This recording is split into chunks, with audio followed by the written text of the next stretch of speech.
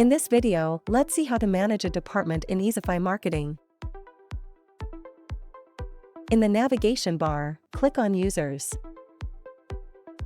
Under Users, select Departments. In the Department page, click on the Members button in the Actions column to add members to the department. In the Members section, click on the Add Member button. In the Add New Member modal, select the members you want to add to the department and click on Save. The sub-user is now added to the department. In the Departments page, click the three-dot menu under Actions. You can choose to edit or delete the department from here.